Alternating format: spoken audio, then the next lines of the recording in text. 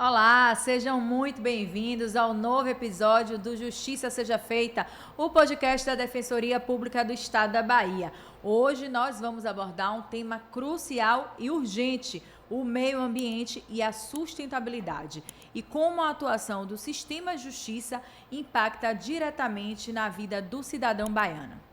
Para esse debate, recebemos duas mulheres com atuação de destaque em suas instituições.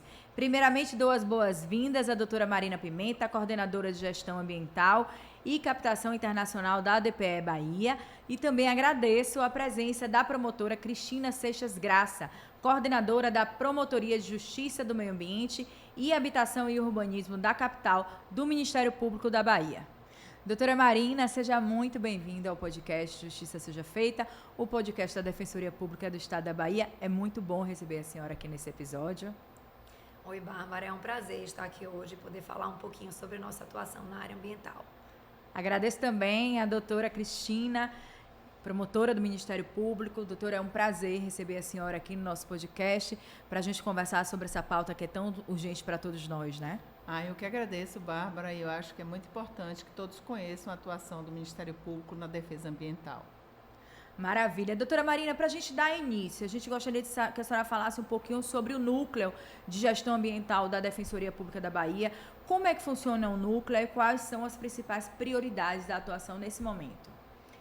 Então, Bárbara, a Defensoria Pública ela tem um núcleo de gestão ambiental, é um núcleo que tem atuação estadual, é o espaço institucional onde as demandas de ambiental elas são tratadas, né? Então, através desse núcleo, a gente desenvolve projetos, a gente funciona como um órgão auxiliar também para os colegas que estão na atividade fim, e a gente também tem atribuições próprias, onde a gente trabalha junto à população, através das temáticas de ambiental, capitaneando medidas que precisam ser tomadas, intervenções que precisam ser feitas, dialogando com outras instituições, fazendo esse trabalho interinstitucional para fortalecer as diversas pautas de ambiental que são capitaneadas pelo NUGAM, obviamente a partir das políticas nacionais ambientais, né, tratadas e conduzidas pelo Brasil. Então,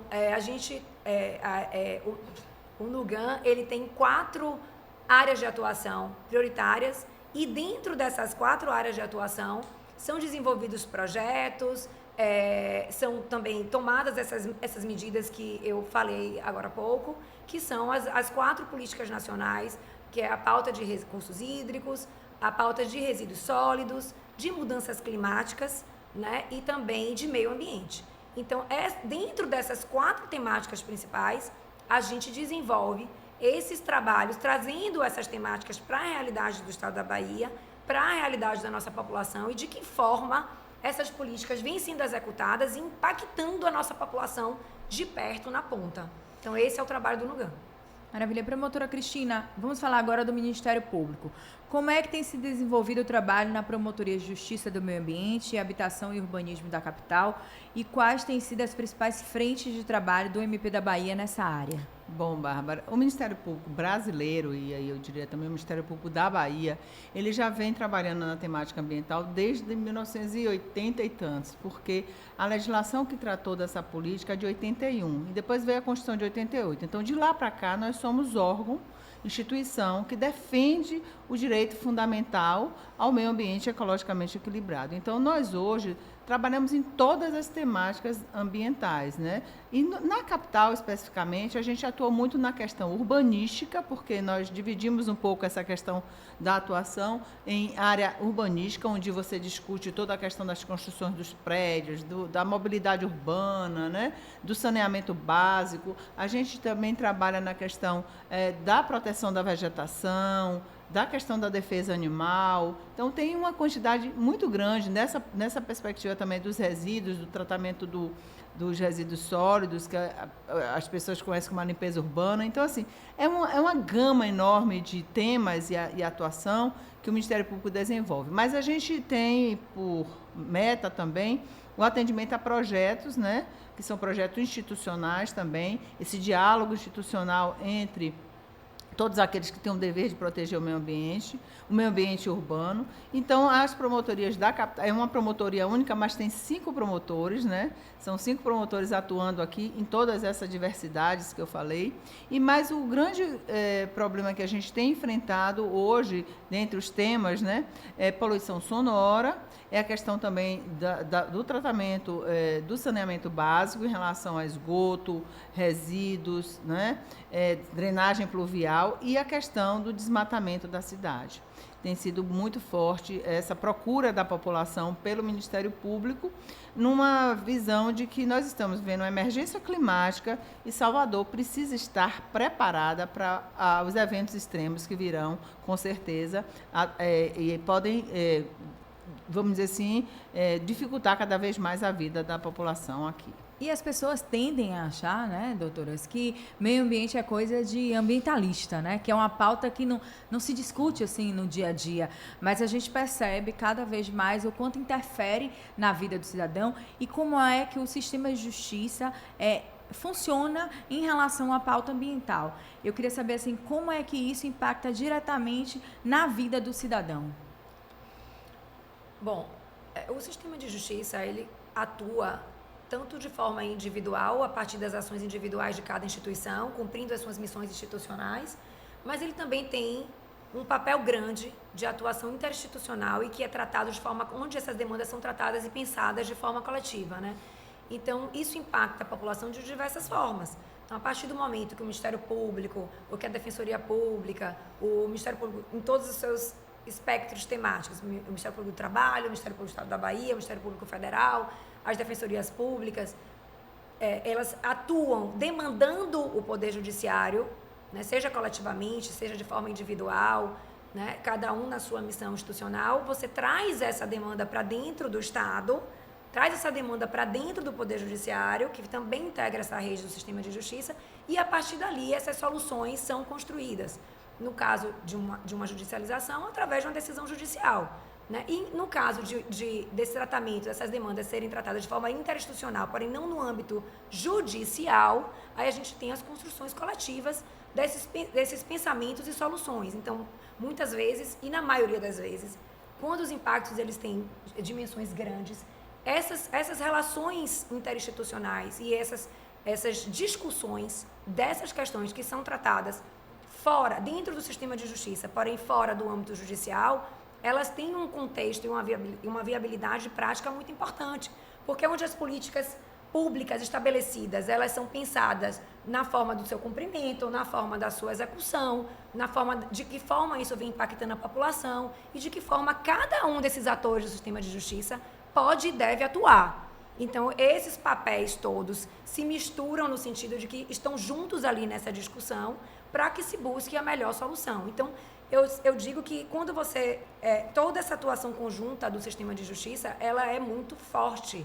ela fortalece muito a pauta, porque o trabalho coletivo, ele traz essa visão do todo a partir do individual e faz com que o instrumento de fiscalização, de execução, de pressão, ele seja muito mais fortalecido e atue de forma efetiva, buscando resolver aquelas demandas que são trazidas como urgentes e são as pautas que vão acontecendo ali dentro da sociedade, né? Então, a gente traz o Estado, traz o município, a municipalidade, dentro daquelas questões que vêm surgindo, como a doutora Cristina bem pontuou, a parte, por exemplo, de resíduos sólidos, agora tem o enfrentamento do encerramento dos lixões. Então, essas demandas vão sendo tratadas. E dentro do sistema de justiça, essa atuação ela se desenvolve. E isso aproxima, né? Isso aproxima a pauta do cidadão. A senhora falou sobre a poluição sonora, né, doutora Cristina? As pessoas não têm ideia que isso é uma pauta que faz parte da pauta ambiental, né? Como é que isso é tratado também? Bom, eu até queria aproveitar e retomar um pouco do que você perguntou antes, como a questão ambiental impacta a vida das pessoas. Impacta de todas as formas, né? Quando você está observando essa mudança climática, você vai verificar que, por exemplo, ondas de calor vão gerar problemas para a saúde. As grandes enchentes, os desastres ambientais que nós estamos vivenciando a cada dia e vivenciamos aqui no sul do país. Então, isso tudo afeta diretamente a vida das pessoas. A poluição sonora afeta diretamente a saúde mental das pessoas. Não precisa nem que eu tenha a prova do dano. O fato de você viver num ambiente eternamente poluído, ela vai gerar uma série de problemas para a sua saúde. Então, isso que Marina falou, quando a gente atua para defender o meio ambiente, a gente está atuando para defender a saúde das pessoas, né? A própria condição de melhoria de vida digna das pessoas. Então, a gente também trabalha muito fortemente nessa relação interinstitucional com outros órgãos, porque cada um tem uma tarefa, né? E a gente junta essas competências para gerar a melhor qualidade de vida tanto para as pessoas como para o próprio ambiente, porque o próprio ambiente tem um valor em si próprio, né? As pessoas nem imaginam como a gente discute essas questões. Por exemplo, quando a gente está discutindo uma construção de um empreendimento, a gente pode estar discutindo o valor que aquela paisagem teria para certas pessoas e como esse empreendimento pode modificar essa paisagem. Como essa forma de construção ou esse empreendimento vai modificar os hábitos de vida de comunidades tradicionais, entendeu?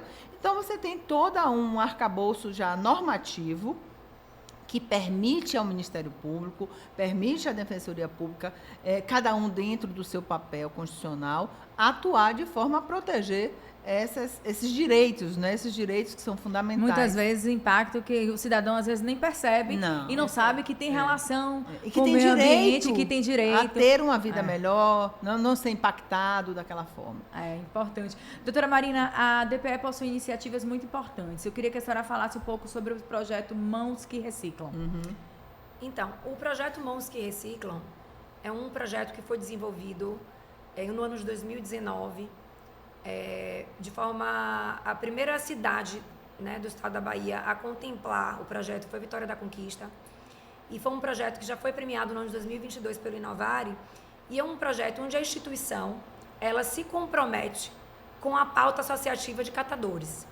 Então, essa pauta associativa de catadores, que é uma pauta que está dentro da Política Nacional de Resíduos Sólidos como prioridade, né, o associativismo dos catadores, o protagonismo que essa política conferiu a esses catadores, né, como instrumento, como agentes ambientais de coleta seletiva, né, eles são instrumentos disso, fez com que a gente desenvolvesse esse projeto, que é um projeto por meio do qual a gente desenvolve todas as etapas da construção dessa associação de catadores no município, desde a mobilização inicial desses catadores, a sensibilização desses catadores, o processo de convencimento e de esclarecimento acerca da importância do associativismo, né, e de quais são os direitos que são garantidos quando eles estão associados, de que forma isso os beneficia nesta profissão, o que eles podem galgar estando associados. Então, a gente faz esse trabalho inicial de mobilização, sensibilização e capacitação, depois promove a construção dos instrumentos jurídicos,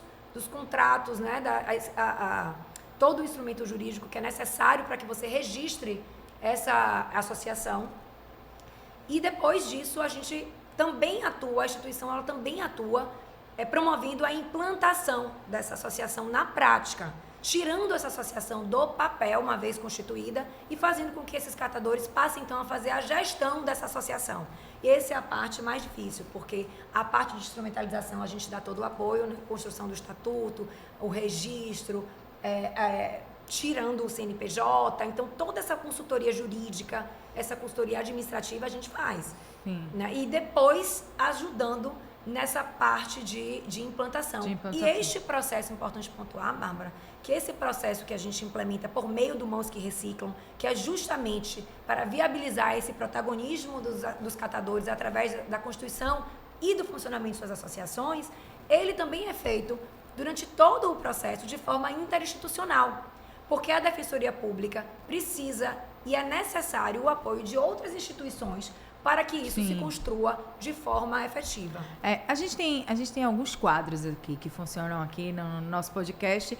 Eu queria chamar o quadro Dica Legal, ele está na nossa tela, e dizer a vocês, desde agosto, 2 de agosto do ano passado, não deveriam ter mais lixões, né? De acordo com a lei 12.305 de 2010. Mas a gente sabe que isso não é uma realidade ainda, não é, né? Quem passa por isso hoje na cidade ou na zona rural, como é que pode, doutora Cristina, contar com o apoio do Ministério Público e depois da Defensoria também? Pronto. O Ministério Público tem encampado essa luta de uma política de gestão de resíduos sólidos no Brasil inteiro. E na Bahia nós temos trabalhado muito com essa questão de extinção de lixões, de criar os instrumentos que a política nacional trouxe, a exemplo de garantir o plano de gestão de resíduos sólidos, de garantir a coleta seletiva com a contratação e implementação das cooperativas e associações de catadores, com a execução da logística reversa, que é quando o fabricante, o comerciante, o importador, ele tem que tirar as embalagens dos produtos que ele coloca no comércio através da contratação e do serviço de catadores e catadoras associados. Então, a gente tem trabalhado muito isso. Então, a ideia é que a sociedade se eduque, primeiro, para não consumir tanto produtos que não sejam recicláveis e garantir, portanto, que as embalagens desses produtos que possam ir para a reciclagem, eles sejam destinados adequadamente. Aonde? Em locais que sejam destinados a esse depósito e que os catadores possam retirar esses materiais e levar para a indústria da reciclagem. É um trabalho fantástico que esses catadores fazem, os agentes ambientais, como eu sempre digo, e que eles fazem isso de forma gratuita. Então, a dica que eu tenho é que a gente precisa pagar por esse serviço ambiental que os catadores e catadoras de materiais recicláveis fazem, mas também a gente precisa educar a sociedade para que ela só adquira e só compre produtos que sejam recicláveis e ainda fazerem essa separação desse material para que os catadores possam recebê-los de forma adequada e não ir para o lixão. Porque o que é ou para outros lugares que são chamados destinação inadequada. Eu pedi para colocar aí na tela, porque de fato é uma cena que assusta, né? É terrível. É uma cena que assusta. Isso é uma sub-humana. E eu queria falar, doutora Marina, qual é o principal entrave disso? Qual é o principal desafio? Doutora Cristina fala muito sobre isso, né? Trouxe isso para a gente, sobre a educação, conscientizar para que as pessoas não consumam. Qual é o grande desafio para que esses lixões de fato cheguem ao fim? Olha, o grande desafio para a implementação real dos aterros sanitários, né, que é como a legislação, a política estabelece, e também para o fortalecimento das associações é vontade política. Isso. Não é, doutora? A gente vem conversando nisso nos eventos que tratam dessa pauta. Então, no fundo, e sendo muito realista, o que falta é uma conscientização dos agentes públicos municipais sobre a necessidade imperiosa de implementação desses aterros sanitários como uma medida de saúde básica, como uma medida não só ambiental, mas como uma medida de promoção de saúde ambiental, mas também de saúde de vida para a sua população. E, nesse contexto, a conscientização da importância do papel da associação e dos catadores e dessa remuneração justa pelo trabalho que é prestado através da contratação dessas associações. Então, esses hoje são os 2 grandes desafios que nós enfrentamos nessa temática. E o que falta, Bárbara, é conscientização e vontade política. Primeiro porque a própria política nacional ela estabelece que deve haver toda a implementação dos instrumentos. O primeiro instrumento é o poder municipal, que é o que vai fazer essa gestão do resíduo sólido. Ele tem que ter um plano de gestão de resíduo sólido, um plano de saneamento aprovado, ele tem que cumprir essas metas, ele tem que estabelecer que os catadores sejam contratados pela própria administração para fazer essa coleta, estabelecer uma série de regramentos que estariam ali favorecendo que essa política realmente fosse feita adequadamente. Então, a gente tem aqui um desafio enorme, que é tanto das instituições do sistema de justiça unidas, né, fazerem com que a política nacional de resíduos sólidos, e aí estadual e municipal, sejam realmente implementadas. Mexe com a cadeia muito grande aí, né, doutora? Doutora Cristina, a senhora fala do projeto do lixão, assim, com muito entusiasmo, e eu queria também conhecer outros projetos, quais outros projetos que a senhora poderia trazer para a gente, que tem, assim, ações concretas, assim, aquele projeto que a senhora sente orgulho, diz assim, olha, eu acho que isso impacta diretamente na vida das pessoas. Temos inúmeros no Ministério Público. Eu falarei até de projetos que não são da minha promotoria, consultoria, mas são de outros colegas fantásticos, que, por exemplo, a gente tem um projeto chamado Terra Protegida, que a gente garante que o Código Florestal seja cumprido, que a gente tenha um número elevado de unidades de conservação criadas pelos próprios proprietários dessas terras, né? Que a gente tenha toda uma implementação de uma política de florestas na Bahia, que já tem um problema seríssimo de um passivo de supressão de vegetação.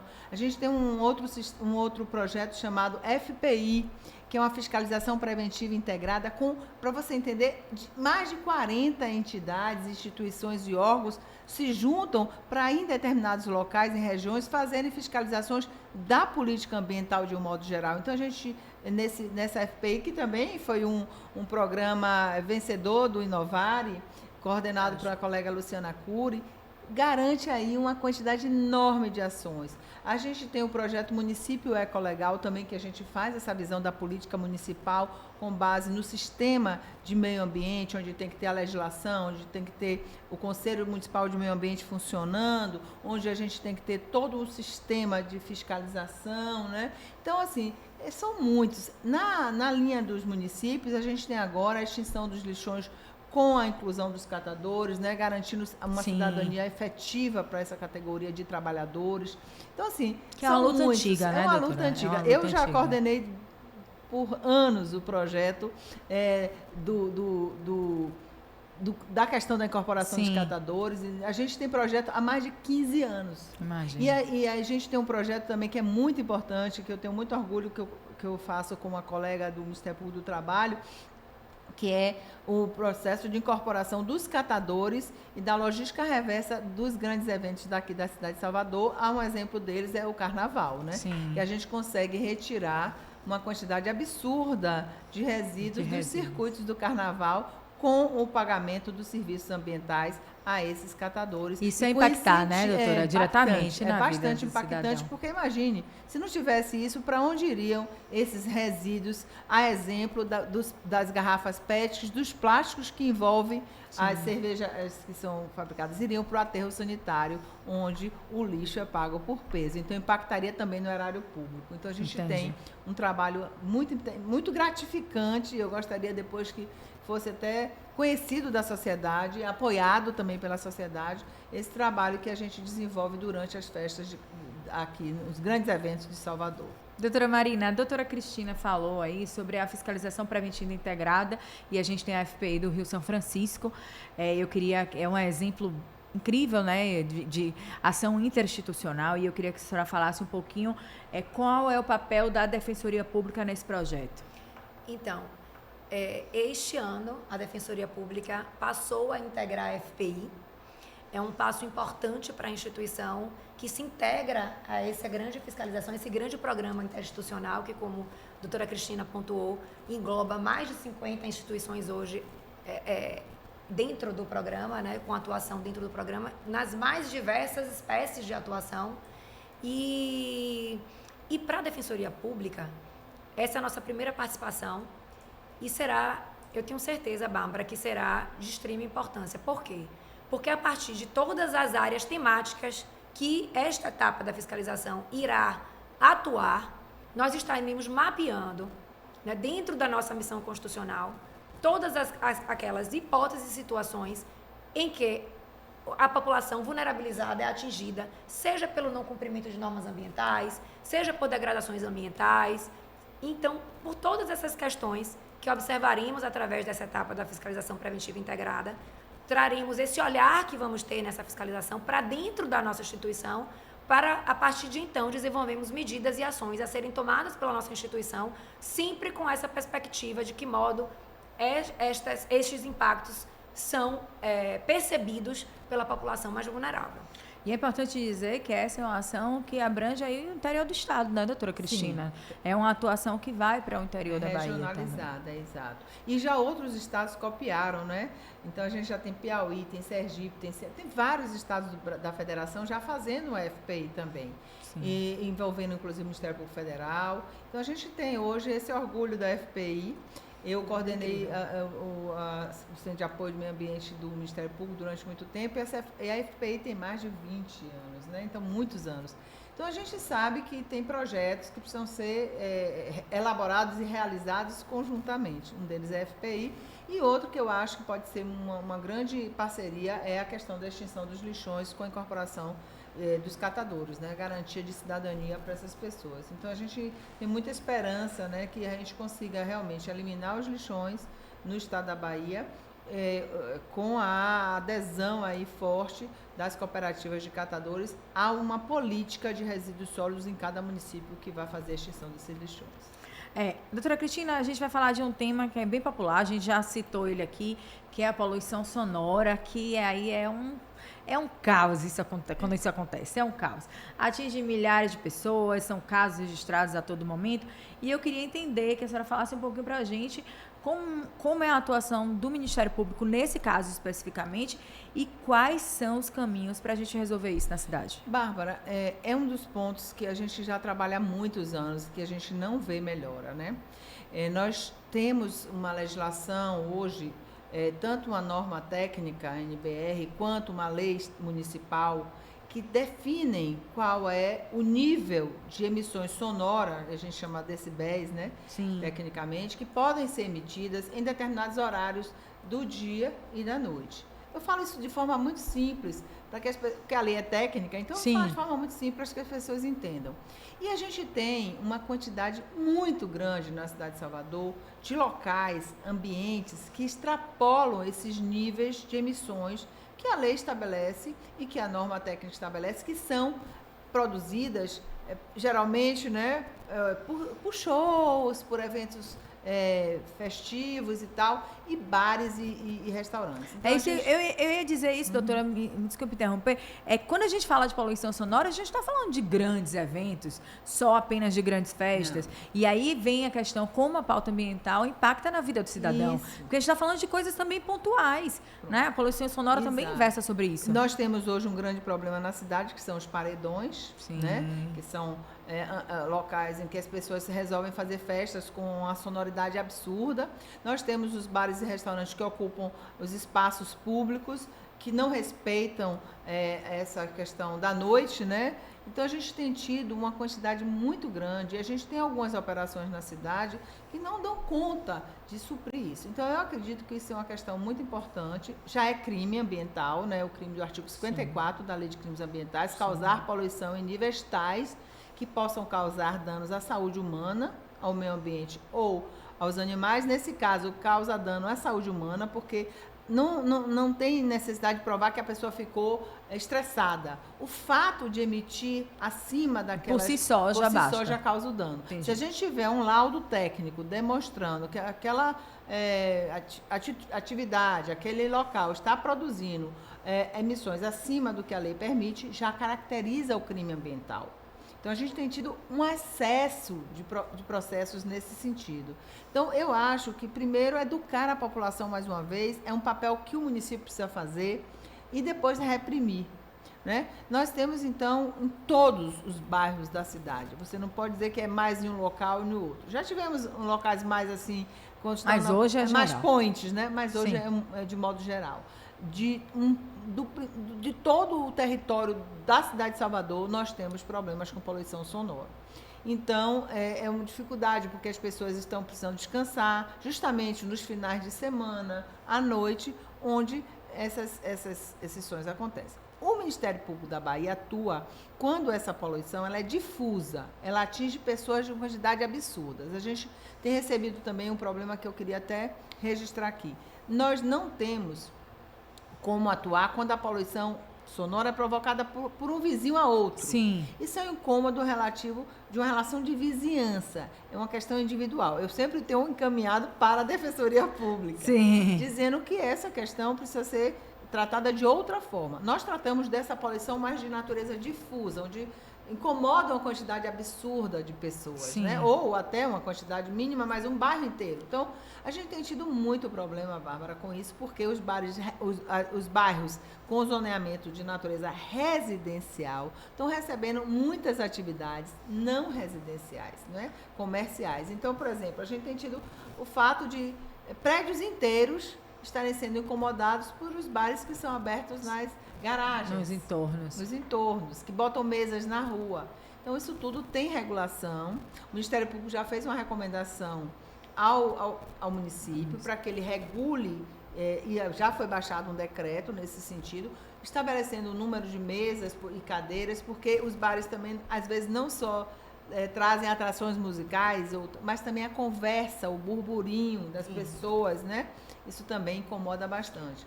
Doutora Marina, a doutora Cristina falou aí, né, que em alguns casos assim, pontuais a Defensoria Pública atua. Como é que o cidadão entra em contato? Como é que faz para dar andamento a casos como esse? Então, Bárbara, se a demanda ela for individual, envolvendo uma questão não só ambiental, ele pode procurar os nossos núcleos especializados, né? A gente tem aí a especializada do consumidor, a especializada cível, onde também essa pauta ambiental individual, Sim, ela é tratada dentro de cada município com sede de Defensoria Pública. Então, através dos nossos canais oficiais, no site, ele vai encontrar os números de marcação, de agendamento, onde ele pode relatar a sua demanda e o nosso triador fará o devido encaminhamento. É porque a pauta ambiental, ela passeia em todos os núcleos, né, doutora? Em todas as coordenações, então. Ela passeia. A gente tem danos ambientais que são decorrentes de relações de consumo. E Sim. estão previstas no Código de Defesa do Consumidor. Né? Inclusive, danos morais, danos decorrentes dessa relação, inclusive de forma difusa. Não é, doutora? Pode Eu falar sempre digo isso, isso, que a relação do meio ambiente ela é transversal.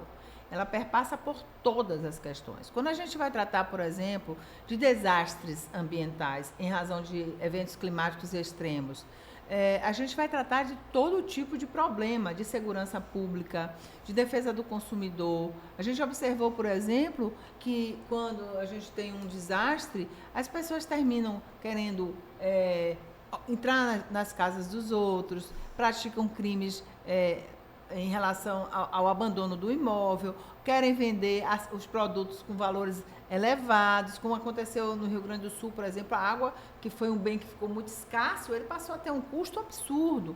Então, a gente vai ter problemas com criança e adolescente, a gente vai ter problema com idoso. Então, imagine a gama de problemas que se tem quando uma cidade, por exemplo, ela é totalmente destruída. Sim. Então, o meio ambiente ele é transversal. Tudo que se trata no meio ambiente ele é transversal. Vai tratar da questão da probidade administrativa. Então, você vai olhar se aqueles contratos que foram feitos durante o período daquele desastre eles estão regulares. Então, tudo vai passar nessa visão que todos os locais vão terminar tratando do assunto.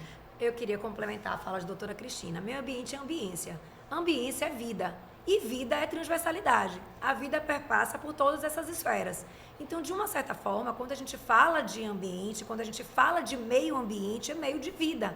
Então, se você for olhar sobre essa perspectiva, o direito ambiental, né, a justiça social, a justiça socioambiental e o meio ambiente, ele vai realmente passar e ter atuação nas mais diversas áreas. Mas eu queria fazer um chamamento à população e falar aqui que as denúncias sobre ambiental que tenham a ver com essa pauta de ambiental da sua cidade, do seu bairro, que impactem na sua vida, na vida da sua população, elas podem sim e devem ser encaminhadas à Defensoria Pública através do e-mail da coordenação do NUGAM, que é da nossa coordenação de gestão ambiental, para que a gente tome conhecimento de que isso está acontecendo e possa, então, dar os devidos encaminhamentos. Tá bom. Eu queria falar também com vocês sobre um tema que a gente já trouxe aqui, mas eu queria que a gente aprofundasse, que é sobre os catadores e as catadoras de materiais recicláveis. Eles atuam em todo o estado e do estado da Bahia e chamam atenção nas festas populares, como a doutora Cristina falou, né, da atuação do Ministério Público no Carnaval. É um trabalho super importante, desenvolvido por esses profissionais. E eu queria saber, doutora Marina, quais têm sido os avanços e o que é que precisa ser implementado aí para essa categoria e como viabilizar o trabalho deles em condições dignas. Então, a Defensoria Pública ela também faz uma atuação viabilizando a atuação dos catadores e catadoras de materiais recicláveis em festas populares. A gente atua, a instituição atua também no Carnaval e nas cidades do interior, nos grandes eventos festivos. Né? Em Vitória da Conquista, agora até no evento privado, o Festival de Inverno de Vitória da Conquista, nós atuamos nessa intermediação contratual feita pelo evento privado e a associação de catadores, revisando contratos, discutindo direitos, de forma que eles tivessem os direitos básicos ali garantidos durante todo o evento. Também no São João, de alguns municípios, é exemplo de Serrinha. Então, a gente já atua, também já fazemos um trabalho de inserção socioprodutiva desses catadores e catadoras nos grandes eventos populares, públicos e privados, que é muito importante porque é uma fonte garantida de renda extra. Muitas vezes esses grandes eventos garantem aí meses de subsistência para esses catadores. Como a gente falou agora há pouco, o grande desafio é a implementação remuneratória, a autossustentabilidade dessas associações. Então, a instituição ela tem trabalhado para o fortalecimento dessas associações, como travando diálogos políticos e interinstitucionais para que essas associações sejam contratadas pelos poderes públicos municipais para terem seus serviços ambientais devidamente remunerados. Esses contratos fixos municipais garantem autonomia financeira para essas associações, trazem dignidade, assim como também intermediando os termos de contratação que são feitos com grandes geradores, para que a gente garanta, tanto na etapa final da logística reversa, que a doutora Cristina acabou de pontuar, que esses materiais, esses resíduos sejam destinados às associações constituídas no município, mas também garantindo preços justos na venda desses resíduos, que são catados, triados pelas associações para a indústria de reciclagem. Porque o que acontece também, Bárbara, é que todo esse material que é catado, que é separado, ele acaba sendo vendido muitas vezes por meio de intermediadores. Então, a busca pela garantia de preços mais padronizados, mais justos para a venda desse material reciclado, ele é muito importante para garantir a dignidade dos catadores. Então, veja que você tem alguns vieses aí a serem trabalhados. Garantia de preços justos, intermediação de negociações com grandes geradores, contratação por prefeituras, por órgãos públicos municipais, todas essas políticas de fomento para garantir uma remuneração digna para os catadores. Maravilha. Doutora Cristina, em que ponto nós estamos e para onde vamos avançar a partir de agora nessa pauta? Bom, eu vou falar da questão dos catadores nos grandes eventos, porque a outra pauta da política ela ainda é muito mais complexa. Mas, veja, Bárbara, desde 2014, nós do Ministério Público vimos que essa questão do carnaval, por exemplo, uma festa de quase 15 dias, né? Com uma quantidade absurda de materiais recicláveis que ficam circulando no circuito. Depois, a gente observou que havia sempre alguma cervejaria patrocinando isso. E, pela norma ambiental, essas empresas têm o dever de retirar do circuito do carnaval ou de outro local que ela coloca as embalagens. Quem fazia isso de forma desordenada eram os catadores, né? Avulsos ou cooperativas. Então, nós começamos a verificar a obrigação do município a trazer esses catadores de forma organizada para o circuito da festa e retirando esse material, porque realmente é nesse momento, que é um dos momentos que as pessoas não imaginam, mas é um momento de maior lucro, maior ganho que eles têm no ano de recursos recicláveis. E aí nós começamos assim, é muito importante observar a evolução. Quando você pergunta a evolução, eu nunca me esqueço disso. O primeiro ano que nós trabalhamos, as cooperativas ficavam embaixo de um toldo com uma balança de mão. Era 1 metro para proteger a balança de mão. E não tinham nada para poder guardar esses equipamentos ou catar. Equipamentos de proteção individual, que são obrigatórios para você estar no meio de um trabalho desse. Imagine num carnaval, as pessoas se abaixando num ambiente muito sujo para coletar a latinha de alumínio, sob o ponto de ser esmagado, pisado. Sim. Então, a gente começou a repensar sobre o aspecto da garantia do trabalho desses catadores. Isso foi evoluindo numa discussão de que eles precisavam pagar por isso, ter um ambiente adequado, até que hoje, e aí em 2017, ingressa o MPT nessa nossa luta. Então, conjuntamente, nós começamos a atuar, trabalhando, e nós hoje temos uma estrutura, no Carnaval especificamente, em outros eventos como o Réveillon, né, as festas de Réveillon também, já garantidos de que esses são 11 centrais de coleta de material reciclável do Carnaval.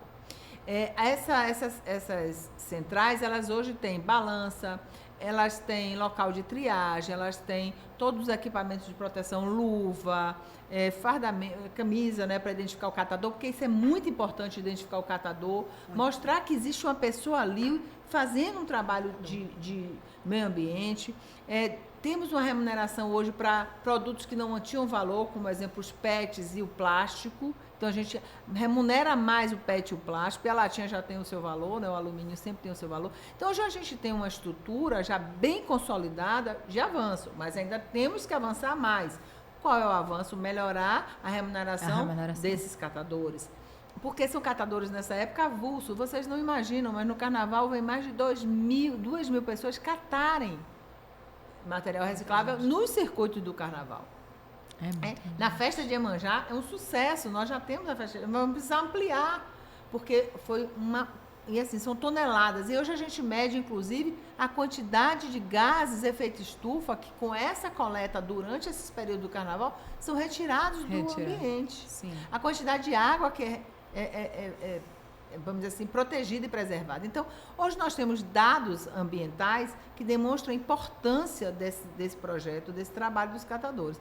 Precisa melhorar muito ainda? Precisa, porque precisamos ter sempre isso defendido pelo próprio município quando permite que alguém seja o produtor da festa e também de outros produtores de materiais que são depositados no circuito. Então, assim, nesse aspecto das festas, a gente já tem um padrão que está se replicando, inclusive, para outros estados e municípios. Feira de Santana, na micareta de feira também já temos. Então, assim, a gente sempre vai. Isso é feito a muitas mãos hoje, né? Sim. Começou efetivamente com o Ministério Público, né, doutora? Mas tem que ser feito a muitas mãos. E a gente hoje, no momento, já estamos discutindo o carnaval. Eu e a doutora Adriana Campelo, que é procuradora do Ministério Público do Trabalho, nós já estamos dialogando com o município. Evidentemente, a gente deve estar agregando posteriormente a Defensoria Pública, como em outros anos já foi feito, mas a gente já tem hoje uma possibilidade, né, de trabalhar como fazer. E eu estou trabalhando as outras festas, né, o Réveillon, São João desse ano. Então, sim, é uma luta diária e a população precisa ajudar também. Eu tenho batido muito nessa tecla, né, que as pessoas estão... Envolver a população, né, doutora? E quando a gente fala de grandes festas, a atuação da Defensoria Pública também é muito grande, né, doutora? No Carnaval, no São João, a gente também teve uma atuação. Eu queria que a senhora falasse um pouco sobre isso. Muito grande. Esse ano a gente estivemos presentes em basicamente os maiores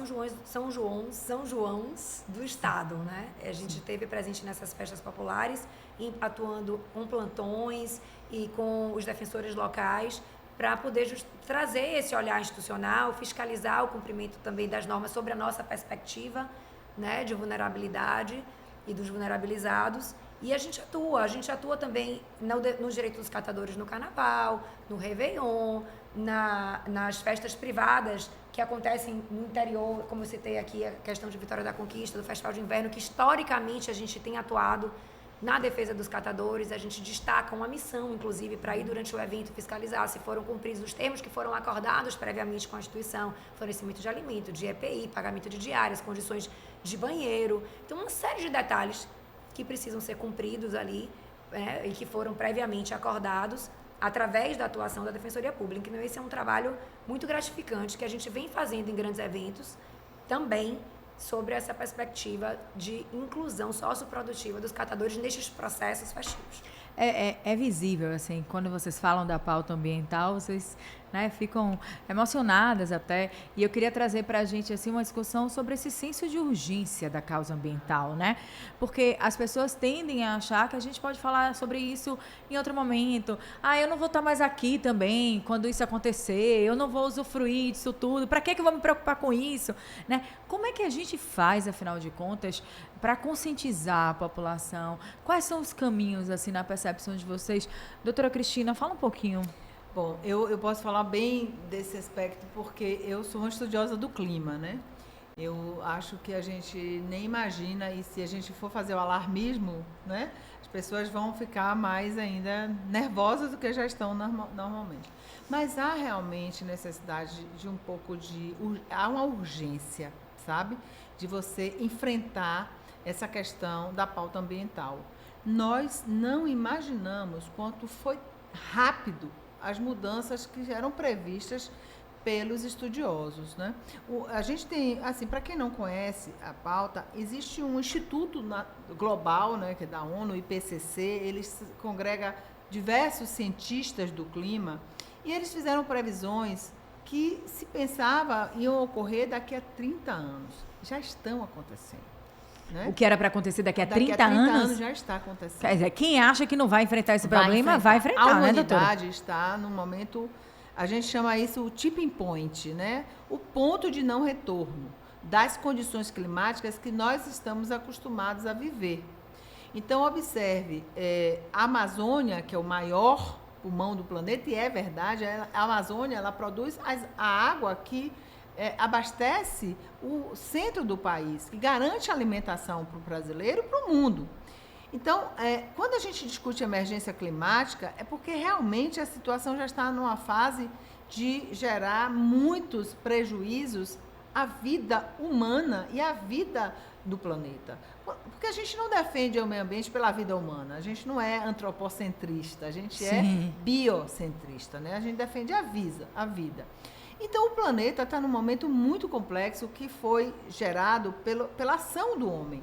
Quando a gente desmatou, quando a gente extraiu muito minério, quando a gente usou todos os recursos da natureza de forma a gerar um desequilíbrio sistêmico, porque o planeta é um ser vivo, né? Se você for pensar do seu ponto de vista sistêmico. Então, todos esses serviços ambientais que o planeta faz, eles estão integrados. É como um organismo humano. Na hora que o seu fígado está doente, você provavelmente vai ter outras consequências no seu organismo. É um processo da Terra, né? Do planeta. Então, quando você estuda isso, você observa que vários sistemas já estão falhando e que se o homem não adotar medidas, o homem, porque é ele que produz esse efeito colateral ao planeta, se ele não adotar medidas de contenção disso, ele realmente vai mudar completamente o sistema climático, já vem mudando, isso gera uma série de problemas. Então, essa emergência climática ela precisa ser falada de forma simples, sem muitos termos técnicos, de forma mais simples, para as pessoas entenderem que não tem mais tempo. Então, isso é fundamental na sua vida, para você mudar suas atitudes, mudar seu consumo, mudar sua forma de ver as coisas, né? Então, infelizmente, a gente ainda está precisando muita informação. E então, esse senso de urgência, então, acho que não é para hoje, não, era para ontem. Perfeitamente. Doutora Marina? Eu acho que e nós temos um papel de fazer isso, né? O sistema de justiça, que ele precisa estar... Por exemplo, hoje, todas as minhas investigações que tratam de questões de grandes empreendimentos, eu busco entender como é que estão as emissões de gases de efeito estufa, porque o gerador desse empreendimento, ele precisa reduzir e adotar medidas de redução de gases de efeito estufa. Você imagine viver numa terra em que você não sabe o dia que vai chover ou que vai fazer sol. O dia que essa chuva vai ser extremamente forte e destrói tudo, e no outro dia você não tem mais o que fazer. Então, é o que eu digo, nós do sistema de justiça, tanto a Defensoria Pública, o Ministério Público e o Judiciário, tem um papel fundamental de mostrar essa emergência, esse momento que a gente não pode esperar para adotar medidas de contenção de poluição ambiental, seja poluição sonora, seja poluição atmosférica, imagine você não poder beber água da chuva que a gente coletava quando era pequeno nos túneis, porque está contaminada com agrotóxico. Você não poder comer uma fruta porque ela está contaminada com agrotóxico, porque os rios estão contaminados com agrotóxico, porque as populações vulneráveis que vivem ali naquela beira não têm condição de qualidade de vida. Então, nós temos um papel fundamental nisso, que é proteger este ambiente para proteger a saúde das pessoas. E eu acho que esse é o desafio, né, doutora Marina? Eu deixar de beber uma água porque aquele lençol freático foi contaminado por chorume de um lixão que o órgão municipal, a prefeitura, não adotou providências para transformar em aterro, impactando na saúde da população direta por meio da contração de diversas doenças, mas também contaminando o lençol freático de forma drástica. Então, eu costumo dizer que meio ambiente não é futuro, meio ambiente ele é presente. A população precisa tomar conhecimento e ser educada para poder enxergar que tudo que a gente sofre hoje são consequências da degradação ambiental atual. e que avança para um cenário sem retorno, como bem a doutora Cristina pontuou. Então, hoje já se fala que o meio ambiente ele é um direito suprageracional. Por quê? Não é um direito de futuras gerações e das gerações atuais. Ele é um direito suprageracional. Ele é um direito da humanidade a ter um meio ambiente adequado, a ter um meio ambiente digno para viver. Isso é tão sério, isso é tão emergencial que está sendo tratado como uma pauta supranacional. A ONU, através do IPCC e dos seus marcos de conscientização, como o Dia Mundial do Meio Ambiente, como a COP30, agora que está sendo realizada aqui no Brasil, traz de volta a pauta climática, né, para o cenário de discussão internacional, onde todas essas instituições internacionais, os estados internacionais, assumem compromissos. E, recentemente, importante pontuar, a Corte Interamericana adotou, pela primeira vez de forma histórica, um entendimento dentro de uma decisão da Corte, no sentido de que deve-se cobrar, e são passíveis de cobrança, dos estados, países, entidades, personalidades jurídicas nacionais e internacionais, mas principalmente nacionais, e isso é histórico, o cumprimento de compromissos ambientais assumidos em acordos. Ou seja, a pauta ela é tão emergencial que você tem esses compromissos que foram assumidos, devem ser cumpridos e passíveis de serem cobrados, inclusive, dos estados planetários. Falou em COP30 aí, eu queria chamar na tela aí uma imagem. Esse é um ano de COP30 no Brasil, que será realizado em Belém, lá no Pará. Essa COP está sendo chamada de COP da emergência, né? Especialistas no tema dizem que a situação é crítica, é emergencial. Qual é a expectativa de vocês para este encontro? E dá para a gente ter a esperança de que vamos cuidar da nossa casa? Eu posso até falar sobre isso, porque o Ministério Público tem uma pauta nacional que é exatamente emergência climática e grandes desastres. E nós vamos estar dia 18, se não me engano, de novembro, no Pará, para tratar exatamente da atuação do Ministério Público junto a essa questão climática, né? Nós temos uma série de ações para garantir que haja sempre a redução das emissões, as NDCs, que são as nossas contribuições, né, que foram garantidas lá no Acordo de Paris. Esse é um problema, porque o Acordo de Paris ele foi um acordo importantíssimo, mas ele não tem forma de execução para que os países cumpram essas metas de NDCs. Mas, assim, o Ministério Público está muito envolvido nisso. E a gente tem uma questão que é a litigância climática, né? O Ministério Público brasileiro, e agora o Brasil, é um dos grandes países que fazem a litigância climática. Em todas as nossas ações, nós colocamos a questão climática como um ponto-chave para garantir que a política ambiental ela seja cumprida. A COP ela vai trazer essa visão do imediatismo de atuação e da redução dessas emissões. E tudo isso tem a ver com o quê? Com a economia, com gestão política da economia. E a gente precisa trazer as grandes indústrias, né? O agronegócio, tantas essas atividades econômicas que impactam o meio ambiente para essa discussão, porque eu acho que os maiores prejudicados são eles próprios, né? No momento que você perde todo um clima, a produção, evidentemente, das commodities, do trigo, da soja, elas vão perder também. Então, nós precisamos fazer esse diálogo nacional e internacional para a gente garantir que o Brasil cumpra com as suas metas. E o Ministério Público tem trabalhado fortemente nisso, né? Então, a gente tem estudado muito a questão, temos trabalhado com base em exigir que as licenças ambientais, infelizmente a gente está vivendo um momento de retrocesso, né, de legislação no Congresso Nacional.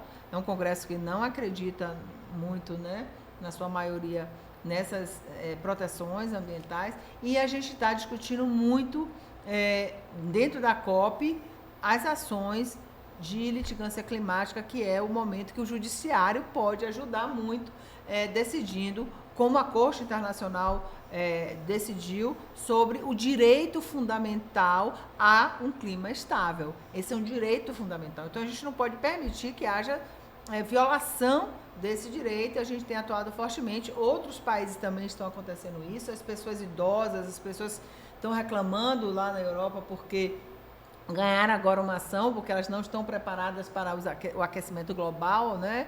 Estão morrendo dentro de casa.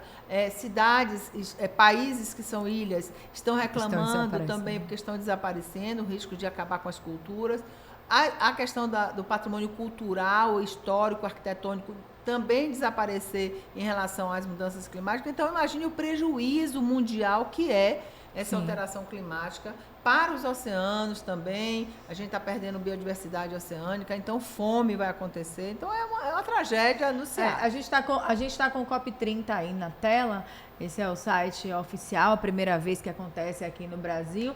Eu acho que todos os olhares, né, estão voltados aí para o COP30, uma agenda extensa que deve aí discutir coisas que nós trouxemos aqui para esse episódio, e temas que são urgentes, né, doutora Marina? Eu acho que é uma oportunidade importante que o Brasil tem de levar essa pauta aí ainda mais a sério.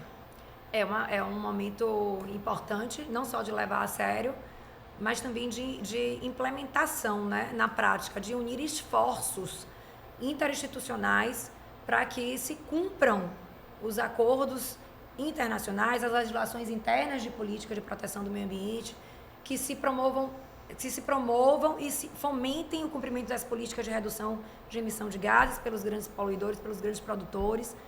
Mas, Bárbara, eu queria pontuar que a Defensoria Pública ela está também atenta a essa questão climática. A crise climática ela é pujante nesse momento atual, não é futuro, atual, como a gente acabou de pontuar. A instituição ela desenvolveu, por meio da Subdefensoria Pública Geral, um projeto relacionado à crise climática, que é o projeto Renascença, que é um projeto que já foi falado, inclusive aqui neste espaço, mas que é um projeto que trata da desertificação como um primeiro bioma identificado no estado da Bahia, e todas as diversas medidas a serem adotadas para a mitigação do avanço desse processo de desertificação e também de garantia de justiça climática a essa população. Então, quando a gente fala de COP30, a gente está falando de comunidades indígenas que estão sendo afetadas na Amazônia pelo desmatamento, né? Perdendo os seus ativos naturais, meios de subsistência, muitas vezes também as suas terras sendo degradadas e desmatadas. Então, esse é um problema real a ser enfrentado pelas diversas instituições brasileiras, ministérios públicos, defensorias públicas, de forma unificada. A gente trata também, costuma falar que justiça climática, que é o que se busca também, esse olhar de justiça climática é justiça social. Então, aonde tem busca por justiça social, a Defensoria Pública tem papel e quer estar e quer atuar. Então, estaremos na COP30 trazendo a missão institucional, constitucional para dentro desse olhar de como tratar a crise climática global dentro do nosso estado e dentro do nosso país, garantindo e buscando conferir e garantir a nossa população justiça climática, para que elas sintam de forma, já que se sabe que as populações mais vulnerabilizadas, assim como os países mais vulneráveis, são os maiores atingidos, porque são despreparados para enfrentar essas mudanças climáticas e tudo que ela acarreta na prática, e já vem acarretando secas, enchentes, calores insuportáveis, como a doutora Cristina acabou de pontuar. Então, são diversos os impactos que a população já vem sofrendo. A gente teve recentemente um histórico brasileiro das enchentes que aconteceram no Rio Grande do Sul, que foram devastadoras, e a população mais vulnerável, que moravam naquelas regiões mais ribeirinhas ou que tinham casas mais vulneráveis, foram as mais afetadas. Então, esse olhar e essa perspectiva, dentro do contexto de crise climática, ele é essencial. Para quê, Bárbara? Para que a gente possa, dentro do contexto da crise climática, identificar como a gente vai agir para agir dignidade hoje. Muito não bem. Só amanhã. A gente tem na tela agora o nosso quadro É Seu Direito. E esse momento é para a gente orientar quem está em casa. Então, você que está assistindo, atenção. Vamos lá, um exemplo. Dona Maria, seu João, por acaso eles testemunham ali alguma situação que pode ser um índice, uma ideia de um crime ambiental, né? Como é que ele deve acionar a Defensoria Pública, o Ministério Público, começando doutora Marina? Como ele aciona, ele manda e-mail, vamos botar na tela qual é o e-mail, como ele entra em contato com a Defensoria Pública? Então, você que é cidadão baiano, pode procurar a Defensoria Pública através do e-mail coordenação.ambiental, sem ser cedilha e sem acento, defensoria.ba.def.br. O e-mail da coordenação está no site institucional da Defensoria Pública. E faça a sua denúncia, traga o seu relato de que forma essa degradação ambiental ou o que você identifica muitas vezes como degradação ambiental impacta na sua vida, na vida da sua comunidade, na vida do seu bairro, na vida do seu vizinho e na sua vida pessoal. Traga essa demanda para dentro da instituição para que a gente possa garantir o seu direito a uma vida saudável, a um meio ambiente digno e de respeito. Doutora Cristina. Bom, o crime ambiental ele é realmente algo de competência do Ministério Público, né? Porque nós somos os, vamos dizer assim, donos da ação penal, mas é uma ajuda muito forte que a Defensoria pode nos dar, já trazendo os elementos, tudo isso direitinho. No Ministério Público, a gente atende pessoalmente as pessoas que querem fazer denúncia, mantemos o sigilo da fonte, mas também podemos atender pelo site do Ministério Público, tem lá atendimento, você entra no site, verifica o atendimento e faz todo o atendimento ali no site, MPBA, eu não tenho agora assim de qual, mas é só entrar no site do Ministério Público, você tem. Se vocês também quiserem, podem fazer uma denúncia pelo e-mail do CEAMA, CEAMA, CEAMA, Centro de Apoio do Ministério Público do Meio Ambiente, ceama.mpba.mp.br e está tudo bem. Eu quero agradecer imensamente a presença da doutora Marina Pimenta e da promotora Cristina Seixas. Foi um papo assim, sensacional, um debate incrível. Acho que nós trouxemos informações importantes para quem está nos acompanhando. E eu queria pedir a vocês que vocês deixem uma mensagem final aí para quem está nos assistindo. Doutora Marina. A mensagem que eu deixo é que o meio ambiente e a sustentabilidade, ele é um caminho sem volta. A Defensoria Pública ela se compromete com essa pauta a partir do fortalecimento do NUGAM e a nossa atuação voltada realmente para garantir justiça socioambiental para a população do nosso estado. E o que eu desejo, o que eu espero é que toda a população do estado da Bahia ela ganhe consciência acerca da importância dessa pauta ambiental e sustentabilidade na vida da nossa população e saiba que a Defensoria Pública é parceira e está aqui para atuar na defesa dos direitos de toda a nossa população e para garantir a justiça socioambiental no nosso estado. Obrigada, doutora. Doutora Cristina.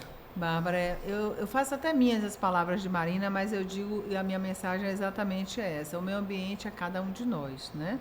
Com as nossas ações, com nossa visão, e isso permite muito que a gente possa viver num local que seja um local aprazível para a vida.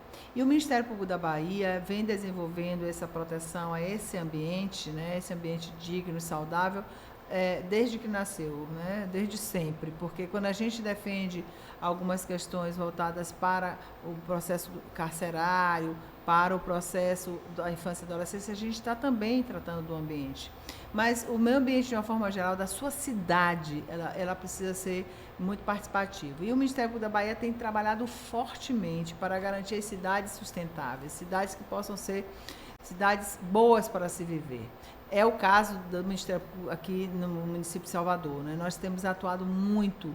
Eu digo que até nós estamos com um superávit, vamos dizer assim, de ações, porque cada vez mais a população realmente tem procurado e pode procurar o Ministério Público da Bahia através dos nossos colegas, através dos meios já definidos no nosso site, porque nós temos o prazer e o dever de atender e orientar e adotar as medidas que são da nossa competência para proteger esse ambiente, essa vida que essas pessoas precisam ter com saúde e dignidade.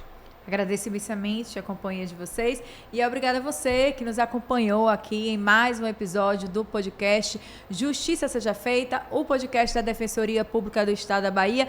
Fiquem ligados em nossos canais. Até lá!